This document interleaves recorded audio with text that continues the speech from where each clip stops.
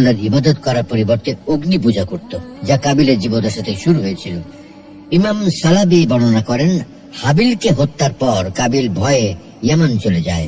ইবলিস সেখানে গিয়ে তাকে বলে, তুমি কি জানো আগুন কেন হাবিলের কোরবানি জ্বালিয়ে দিয়েছিল?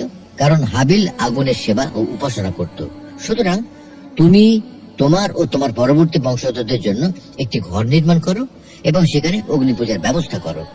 এটা শুনে কাবিল পূজা বা আরাধনার জন্য গৃহ নির্মাণ করে এবং আগুনের উপাসনা করতে শুরু করে। পৃথিবীতে সেই থেকে মূলত অগ্নি পূজার সূচনা। কোন কোন ঐতিহাসিক বলেন, শীশ আলাইহিস সালামের সময়ও কাবিলের কিছু বংশধর অগ্নি পূজায় লিপ্ত ছিল, আর যারা শীশ আলাইহিস সালামের আনুগত্য করেছিল তারাও পরবর্তীতে শীশ আলাইহিস সালামের ইন্তেকালের পর পথভ্রষ্ট হয়ে যায়। এই কওমকে সঠিক পথে সন্ধান দেওয়ার জন্য শীশ আলাইহিস সালামের পঞ্চম অধস্তন পুরুষ আখনুখ তথা ইদ্রিস আলাইহিস সালামকে নবী রূপে প্রেরণ করা হয়। বসবাস ও বাসস্থান। এনসাইক্লোপিডিয়া অব ইসলাম এর নিবন্ধকার C.L. হার্ট এর বর্ণনা মতে শীশ আলাইহিস সালাম জীবনের অধিকাংশ সময় সিরিয়ায় কাটান। একই বর্ণনায় সেখানে তিনি জন্মগ্রহণ করেছিলেন বলে উল্লেখ করা হয়েছে। কিন্তু মুসলিম ঐতিহাসিকদের মতো এই বর্ণনা একেবারেই অমূলক ও ভিত্তিহীন। কারণ শীশ আলাইহিস সালাম পিতার প্রিয়তম পুত্র ছিলেন, তাই তিনি সর্বদা আদম আলাইহিস সালামের সান্নিধ্য থেকে তার খিদমত করেন বলে প্রমাণ পাওয়া যায়। যেমন কোন প্রাচীন বর্ণনা মতে একবার আদম আলাইহিস সালাম অসুস্থ হয়ে যান। অসুখের সময় তার জান্নাতের ফল খেতে ইচ্ছে করে। এটা জানার পর তার পুত্ররা জান্নাতের ফল খুঁজতে বের হন। একসময় ফেরেশতাদের সাথে তাদের দেখা সাক্ষাৎ হয়। তখন ফেরেশতারা তাদের কাছ থেকে ঘটনা শুনে বলেন, ইতিমধ্যেই তোমাদের পিতার ইন্তেকাল হয়ে গেছে। তো সে যাই হোক, এই ঘটনায় প্রমাণ করে যে শীশ আলাইহিস সালাম পিতার সর্বাধিক প্রিয় পাত্র হিসেবে সবসময় পিতার কাছেই ছিলেন। সিরিয়া বা অন্য কোনো দূরের এলাকায় ছিলেন না। যেন তিনি আল্লাহর সেই চিরকালীন আদেশ, তাওহীদের প্রচার, পিতামাতার অনুগত থাকা, বৃদ্ধ বয়সে উপনীত হওয়া পিতামাতার সাথে উত্তম ব্যবহার এবং তাদের সেবা শুশ্রূষার জন্য এখানে থেকে গেলেন। পবিত্র কোরআনে আল্লাহ বলছেন, وَقَضَى رَبُّكَ أَلَّا تَعْبُدُوا إِلَّا إِيَّاهُ وَبِالْوَالِدَيْنِ إِحْسَانًا। তোমার পালনকর্তা আদেশ করেছেন তাকে ছাড়া অন্য কারো ইবাদত করো না এবং পিতামাতার সাথে উত্তম আচরণ করো। إِمَّا يَبْلُغَنَّ عِندَكَ الْكِبَرَ أَحَدُهُمَا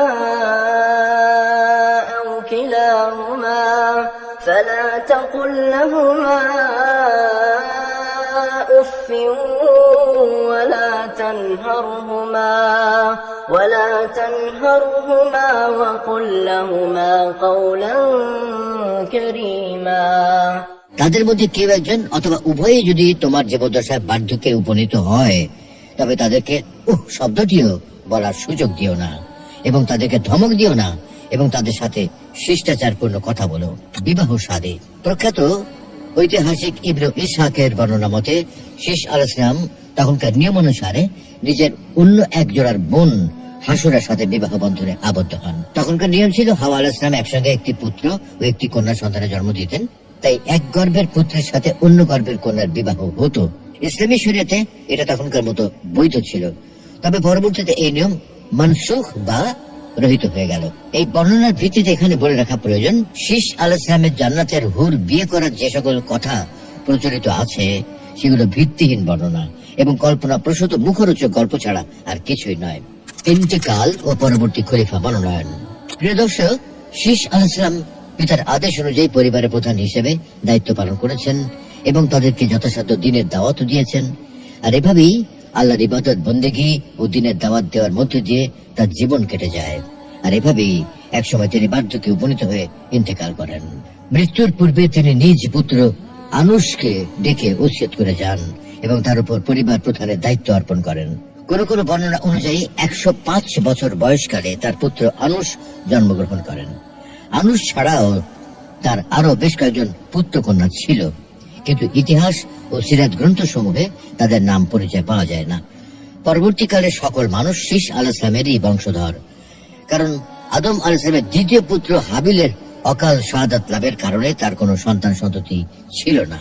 আর কাবিলের বংশধর সকলেই কাফের হওয়ার ফলে নূহ আলাইহিস সালামের মহাপ্লাবনে সকলেই ডুবে মারা যায়। শীশ আলাইহিস সালাম মৃত্যুর সময় তার সন্তান আনুশকে গুরুত্বপূর্ণ ওসিয়ত করে রিয়াসতের দায়িত্ব অর্পণ করেন এবং দায়িত্ব সম্পর্কে বিশেষ নির্দেশনা প্রদান করেন।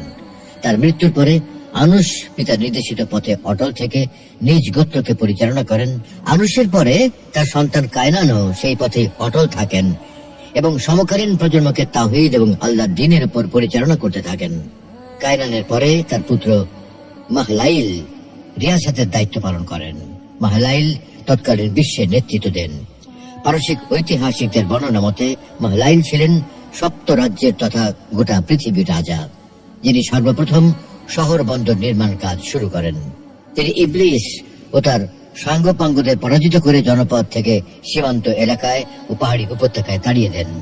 তার রাজত্ব 40 বছর অব্যাহত থাকে। অতঃপর তার ছেলে ইয়ারদের উপর সেই দায়িত্ব হস্তান্তর করা হয়।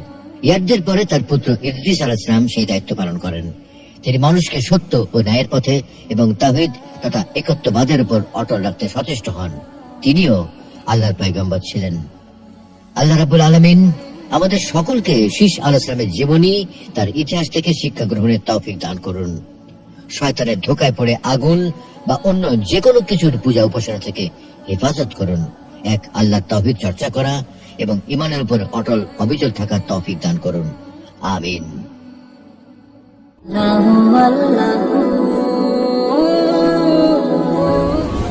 মহাবিশ্ব সৃষ্টির পূর্বে আল্লাহ কি করতেন?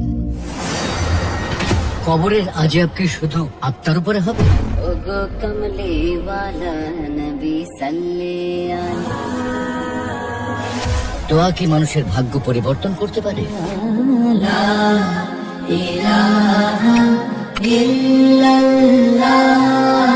কোরআন ও হাদিসের আলোকে জীবন গড়ুন।